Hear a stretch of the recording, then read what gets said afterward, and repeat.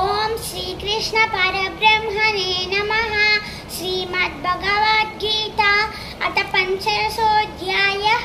पुरुषोत्तम प्राप्तियोगः। श्री भगवानुवाच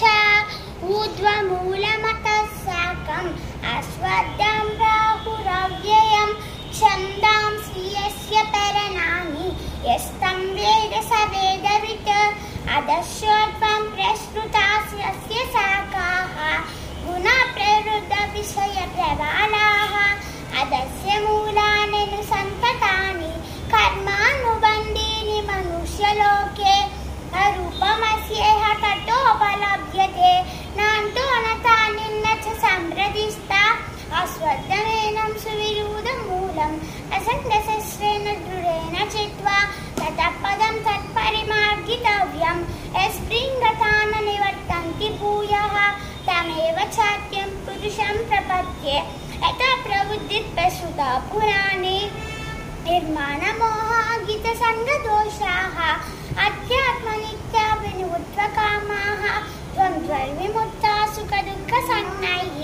गत्यन्ते मूढात् पदमव्ययं तत् न तद्भासयसे सूर्यः न शशाङ्को न भावकः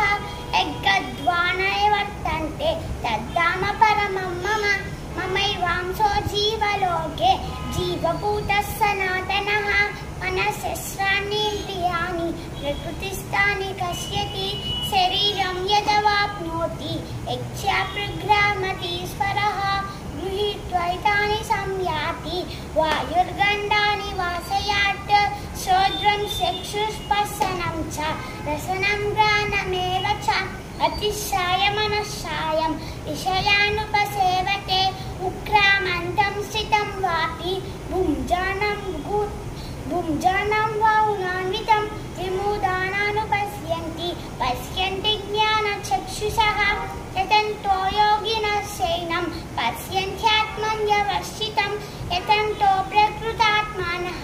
नैनं पश्यन्त चैतसः यदा दिग्गतं तेजः जगद्भासयते किलं यच्चन्द्रमसि यच्चाग्नौ तत्तेजो विद्धि मामकं गामाविश्यसभूतानि धारयाममोजसा उष्णामि शौषधी सर्वाः